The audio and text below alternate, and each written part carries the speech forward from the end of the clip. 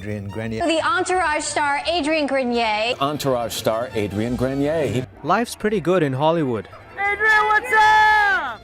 So what makes a star choose to bring himself back down to earth? Welcome to Earth Speed. Hands in the dirt, with an entourage of environmentalists, traveling our planet and using his fame to tell us all to take better care of it. Adrian Grenier's journey brings him to Istanbul. He speaks to the InnerView.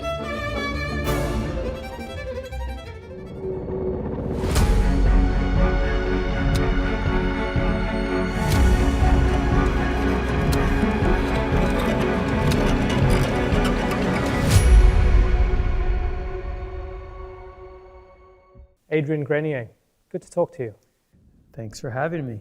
Tell me about why you're doing what you're doing these days. Getting out there, trying to raise awareness about the environment, trying to tell stories, but stories that are not just for, I guess, mass entertainment.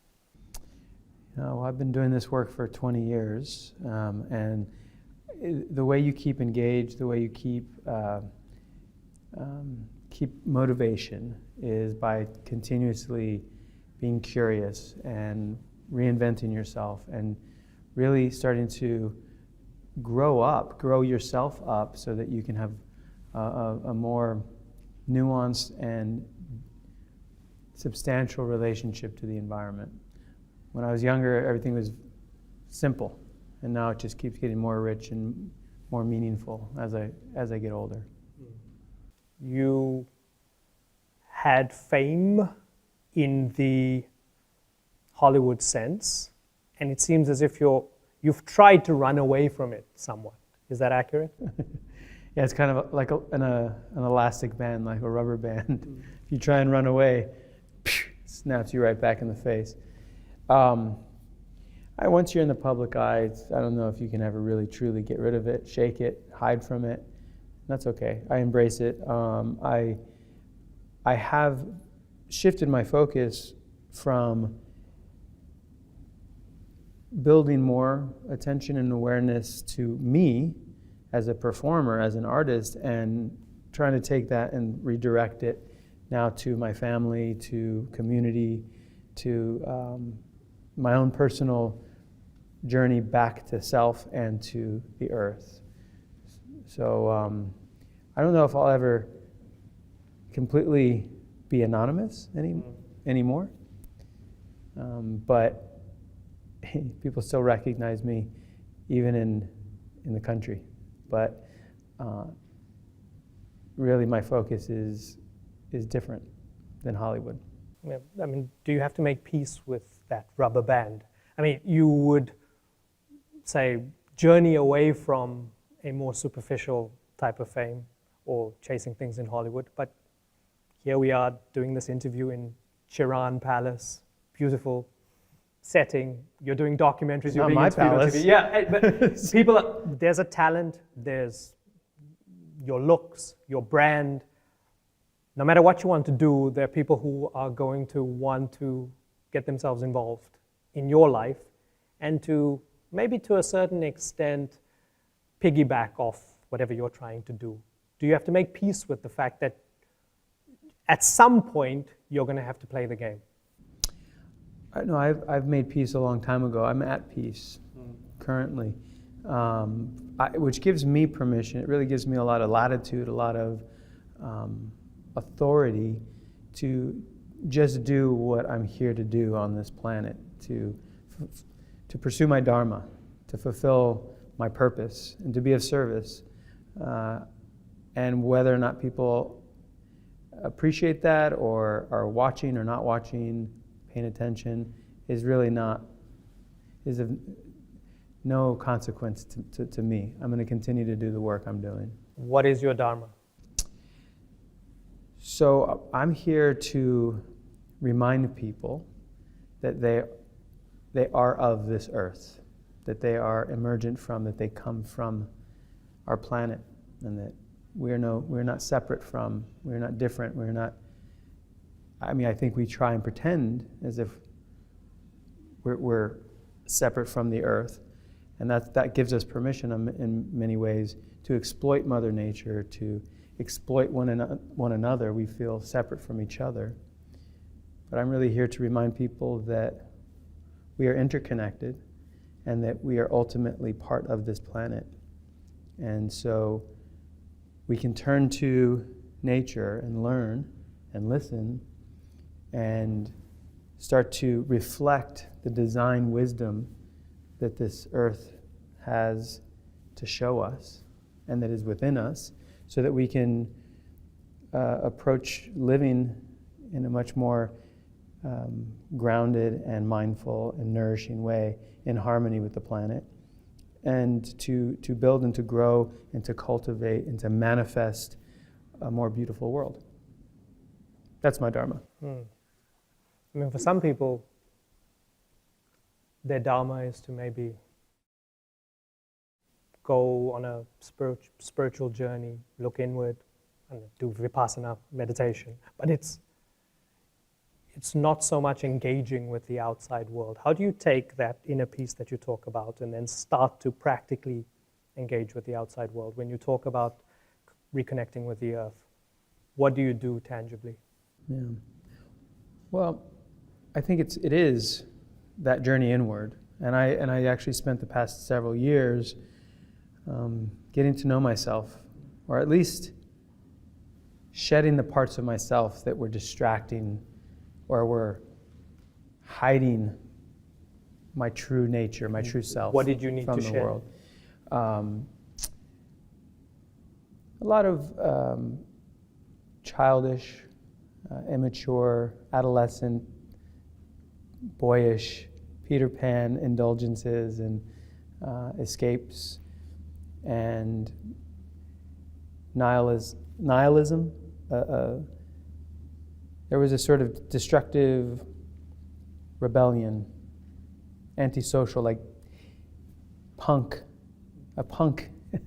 I was a punk. I was a immature punk that I had to grow up and start to realize that I had responsibility. I had to grow up and become a man so that I could start to give of myself, give my strength, give my passion, give my intellect to something bigger than my ego, bigger than me. So I had to wake up, I had to grow up, and now I have to clean up and start doing what I can do to participate. Does that industry make it very easy for you to be a punk and thrive?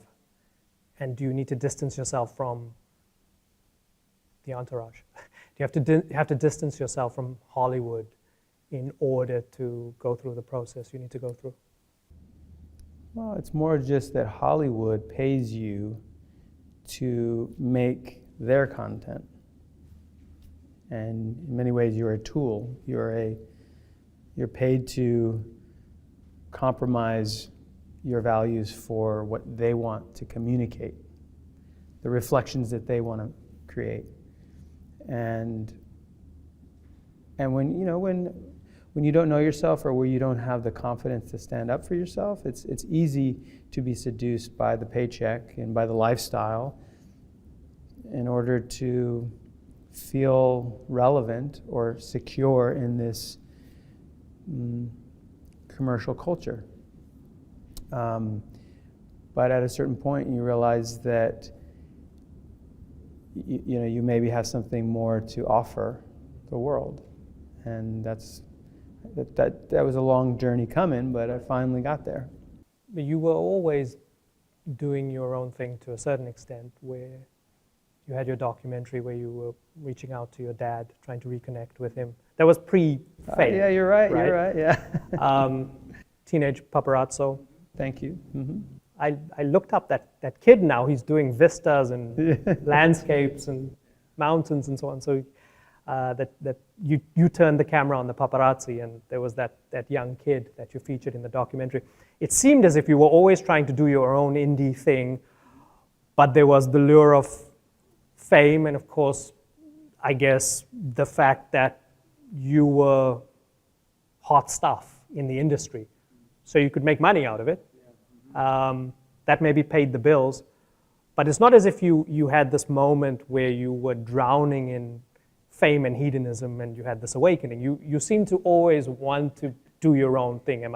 Fair enough. I appreciate you acknowledging that. I mean, in many ways, I have always been a bit rebellious and leery of the industry and the allure and the seduction.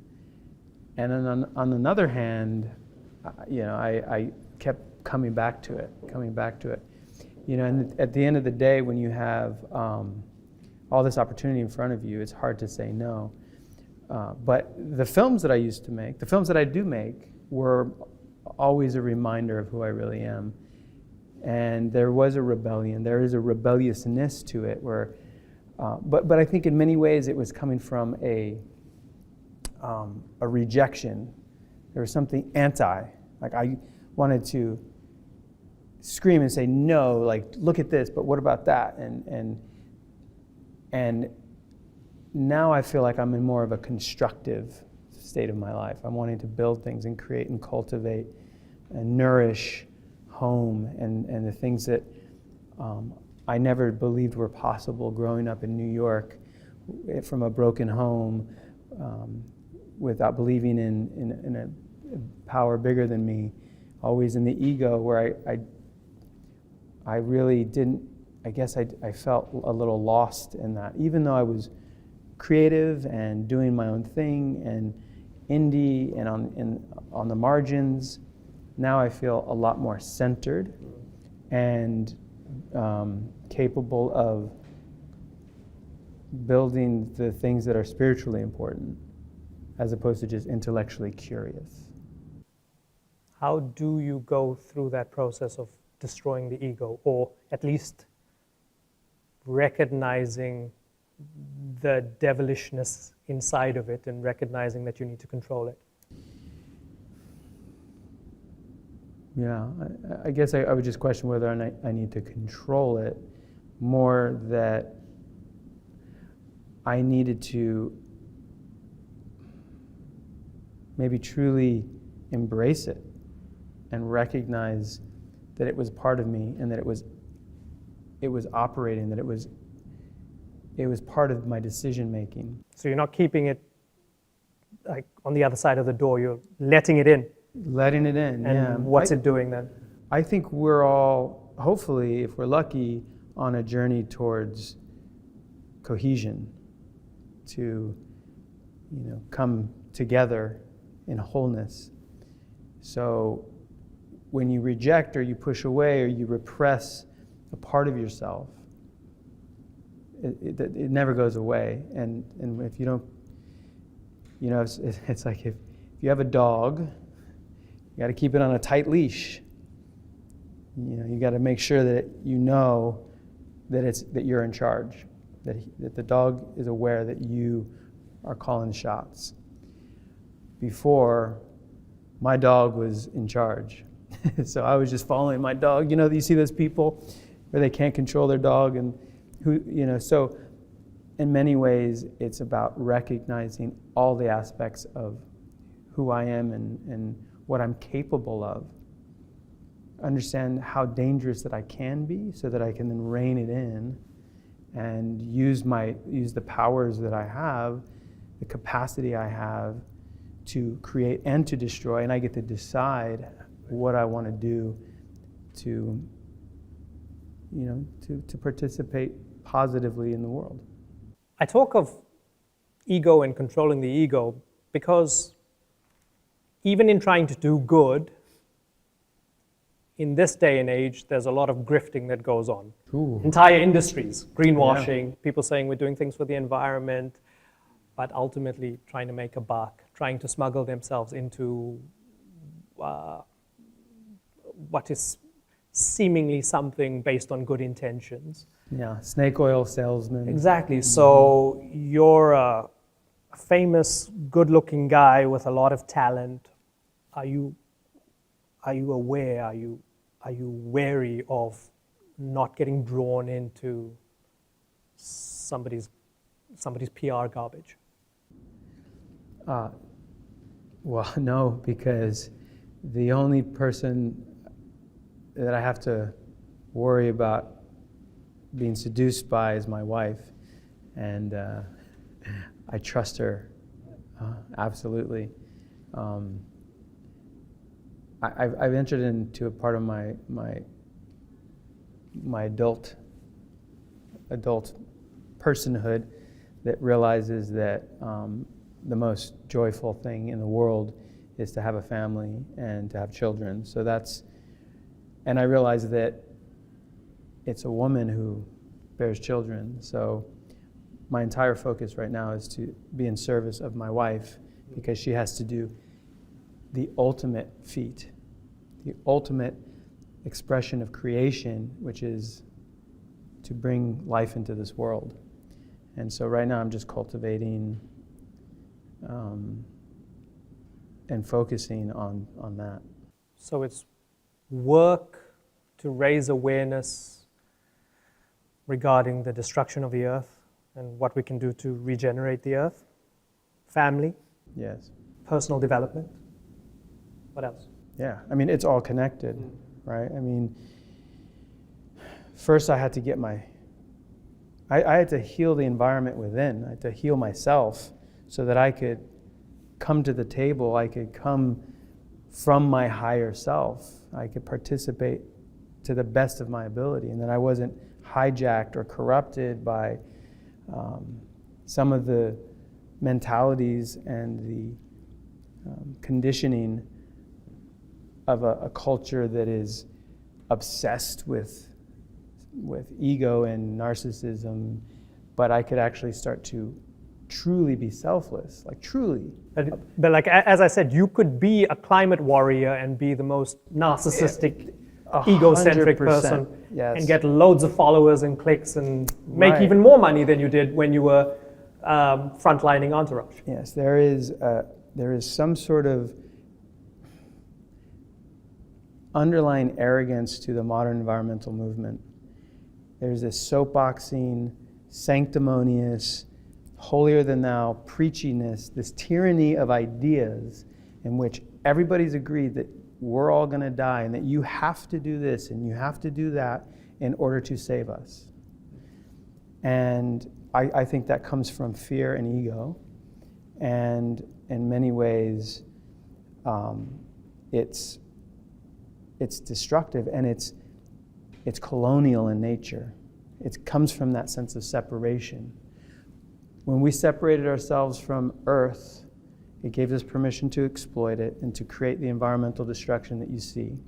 And now, environmentalists, from the same perspective of separation, are coming and trying to control and tell everybody what to do, as opposed to healing within and reapproaching the problem from a different mindset, from a different perspective than created all the problems. So, in many ways, I've let go of the title of environmentalist. I've come down to earth from a more humble place, and I'm doing my best to heal these parts. So, they say, Rumi, your job is not to seek and find love, but to find the parts of you that are keeping you from love. See the same with the environment. Our job is not to seek and find a healed planet. Our job is to find the parts of us that are keeping us from a planet that's already healed. So it's maybe less about doing and maybe more about taking a step back and doing less. You've criticized the environmental movement. You're against the status quo in the sense that unregulated burning of fossil fuels and destroying our environment is not a good thing, right? So does that land you anywhere on the political spectrum, or do you just go, they're all crazy? Well, yeah, I guess I would push back. I'm not against. I'm really attempting to be mindfully neutral, not in a sort of apathetic or passive way, but really in just an understanding that I believe on a spiritual level, we are playing an infinite game on an infinite timeline. And so I don't buy into this climate catastrophe that dictates that we're going to die in 5 years. How long do we have? 6 years, 5 years, till 2050. I just would submit that throughout time, whenever somebody holds up a sign that says the end is nigh, they're usually wrong.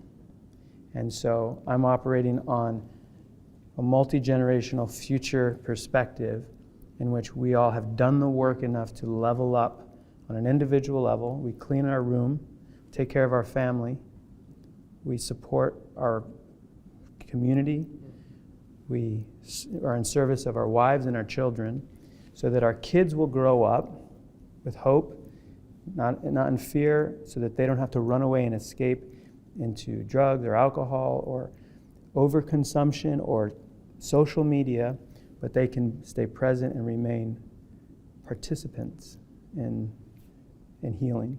So for me, it's not, I'm going to save the world or you need to save the world. It's create the conditions, cultivate the conditions so that the kinds of people, the better people make a better world. So let's raise better children and be there for our kids. And is that epitomized by your regenerative farm? 100%, yes. Family life, the farm, and what you do on the farm. Tell me what you do on the farm. Regenerative soil, regenerative farming, regenerative family. So these are closed loop systems that are supportive. We're not growing food. The food isn't the focus. We're growing soil. We're creating the conditions so that food can grow. So we do a lot of work on what's under the earth, what's in the soil, the microbes, and feeding the healthy bacteria to do much of the work to redistribute nutrients and fertilizer, natural fertilizer and compost, so that when we do plant the seed, it knows what to do. The seed has the code. It comes from God. When you plant it, it just grows. We don't have to do a lot, except we have to just create the conditions. So it's more of a conductor, or you're dancing with the natural flows of the earth, like as much as a designer would be, but you're just using the palette that is already here, that God created. So, yeah, yes. Regenerative family, regenerative soil, regenerative farming, and then take a step back and get out of the way. You have a clear idea of what you're doing, what you want to do, where you want to be personally, psychologically. As things stand, if a big role came along, whether it was for a TV series, and of course it's interesting because Entourage had emerged at a time when you didn't really have Netflix and Amazon Prime and all of these things, right? So TV is even bigger than it was back then. So if a big role came along in TV or Hollywood, would you take it? Would you feel that you have enough control of your life to be able to pop back into that world? Yeah, I mean, I'm certainly open to working and continuing to create stories, and I'm doing that on my own independently as well through my media company, Earthspeed. I love telling stories, and I love being in front of camera, and I love being behind the camera. So I'm not opposed to it, and I'm not resistant to it. The difference is, before I would take work for the money. I'd say, okay, how much? Are they paying me? I'll be there. Now, it's more, is this aligned with what I'm here to do? Or, moreover, is it distractive? Is it going to take away? Am I driving with the brake on? Because sometimes you do something, everyone wants to heal the world and help the environment, but on the way to the climate change march, they stop off and they grab fast food, or they fill up the tank, or whatever it is they do that's not in alignment with that vision. So I try and look from a holistic perspective, especially if I'm looking at roles or parts for films. Is it really something that I can be proud of, or am I just continuing to contribute to the escapism or the stuff that I think is poisoning our culture? Do you believe it was a lot of hard work to get to where you are right now? Yeah. Yeah, it was hard because I was in such a great place. Things were perfect, amazing. I was making money, I was traveling the world, everything was, you couldn't get any higher in terms of society's metrics for success. But what was going on in there? It was empty. There was nothing. And when I started to peel back the layers, I realized that there was a scared little boy. And there's stuff I hadn't dealt with for a very long time.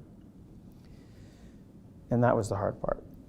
The hard part was facing, I think that's probably something that we all have to do at some point, or we hopefully get an opportunity to heal the childhood wounds that we never got to address, or that